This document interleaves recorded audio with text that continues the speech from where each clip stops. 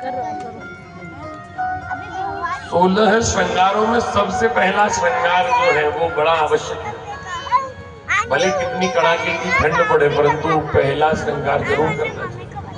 पहला श्रृंगार है स्नान। 80 रुपए का। अरे गुरुजी बड़े व्यस्त थे और अब तो इतनी ठंड पड़ रही तो सप्ताह में एक बार भी चलता है, नहीं चलती। विकृति है, सो विकृति से दूर रहना चाहिए। पहला श्रृंगार कौन सा है?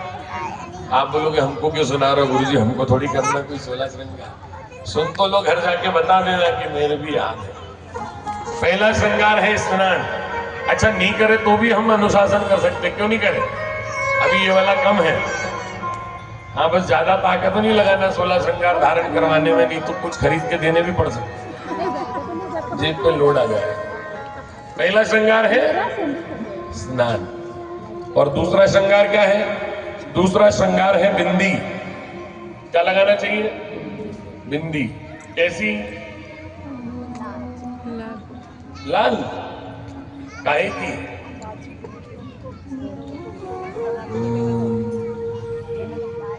वेलवेट की टिकड़ी लगानी है। अभी तो वही लगा रहे हैं। क्या लगा रहे हैं? वेलवेट की टिकड़ी। बिंदी होती है कुमकुम। कौन सी कुमकुम की? हल्दी कुमकुम। हल्दी से बनाया जाता है जो कंकु, जिसमें लाल रंग नहीं डाला जाता, स्वतः जिसमें लाल रंग प्रकट होता है। कैसे प्रकट होता है? क्षार से। हल्दी के अंदर नींबू और सोडा यदि मिला देंगे ना, थोड़ा सा नींबू का रस थोड़ा सा सोडा, तो अपने आप ही वो रंग परिवर्तित कर देती है। वो हल्दी को कहलाता है। एक आता है हिंगलू लाल रंग का, वो लगा लो तो 10 दिन तक मिटता नहीं माथे पे। वो नहीं लगाना चाहिए, वो रिएक्टिव होता है, वो हमारी स्किन को हार्म करता है। हम इतना बड़ा रोज लगाते हैं परंतु हमको कोई कष्ट नहीं होता, क्योंकि ये शुद्ध हल्दी का, नींबू के रस और हल्दी से बनाया। सुगंधित द्रव्य डाल लो जो आपको प्रिय हो, वो आनंद करेगा, शीतलता भी देगा। अब मैयाएं कैसे लगाएंगी? तो पुराने समय की मैयाएं लगाती थी मेन से। मेन समझते हैं? सब समझते हैं मेन? जो मधुमक्खी के छत्ते से वैक्स मिलता है ना, मोम, वो मेन कहलाता है। हमारे लाल जी को कई सारे श्रृंगार जो है वो मेन से पधराए जाते हैं। तो पहले वो मेन लगाती थी और उसके बाद बड़ा भारी गोल ऐसा टीका लगाती। कितना बड़ा? ये जितना बड़ा दास ने लगाया लगभग इतना ही बड़ा पुरानी मैयाएं लगाती। यदि वो 1 किलोमीटर दूर भी हो तो कोई देखकर बोल दे कि कोई सौभाग्यवती स्त्री इधर आ रही है। और अब वो कागज के पन्ने पर चिपकी हुई वेलवेट की टिकड़ी, कितनी छोटी, जितनी छोटी हो सकती हो हम तो उसी को पसंद करेंगे। बड़ी तो चाहिए ही नहीं, क्यों पता नहीं, छोटी से छोटी। अच्छा वो वेलवेट की टिकड़ी चिपकती कैसे? उसमें क्या लगा रहा था नीचे? हम तो बड़ी कागज लगा रहा था, गम से चिपकती। दुनिया कह रही गम से चिपकती। ये हमारा कर्म है। कर्म कहते हैं ना इसमें, भाल, भाग। और इसमें हमने गम से वेलवेट की टिकड़ी चिपका ली। क्या लगा लिया हमने? गम माथे। और फिर कथा में आ रहे और पड़ोसन की तरफ इशारा करके, देखो गुरुजी उसके कभी खुशी कभी गम, मेरे खाली गम ही गम। अरे तूने, तेरे हाथ से गम कर्म में लगा लिया, तेरे गम आएगा कि खुशी आएगी? बताओ। अपने हाथ से करा ना जो भी करा। आप कह रहे हो कि सौभाग्य का सूचक है ना, सौभाग्य की निशानी।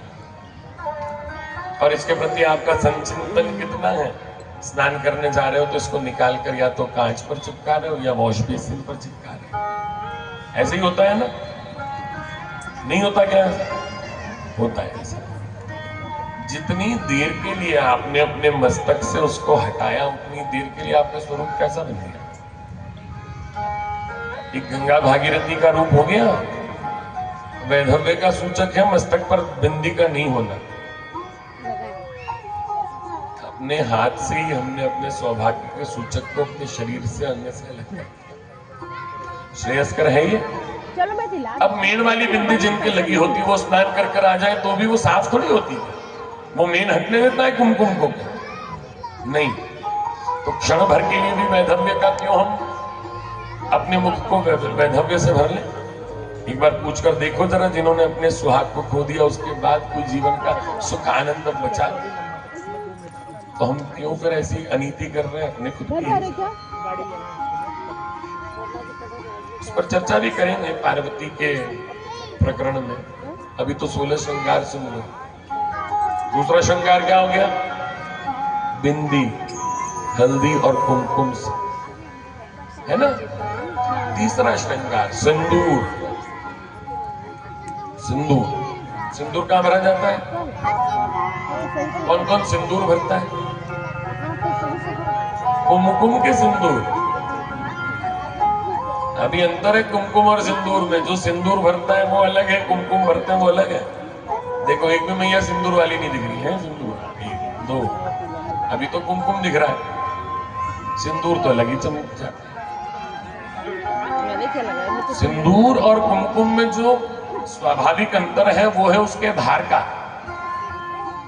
सिंदूर को देखना आप, 100 ग्राम सिंदूर और 100 ग्राम कुमकुम, सिंदूर का जो भार है वो सारा समग्र एकत्रित हो जाता है। उसके जो अणु होते हैं वो भार एक जगह केंद्रित करते हैं। और कुमकुम में ये गुण नहीं होता, कुमकुम विस्तारित रहता है, फैला हुआ रहता है, सो वो भार की प्रतीति नहीं होने देता। और सिंदूर में जो भार है वो क्या प्रतीति करवाएगा? वो प्रतीति करवाएगा कि जब मांग को पूरी भर ली हमने सिंदूर से, तो हमारे मस्तक पर भार है किसका?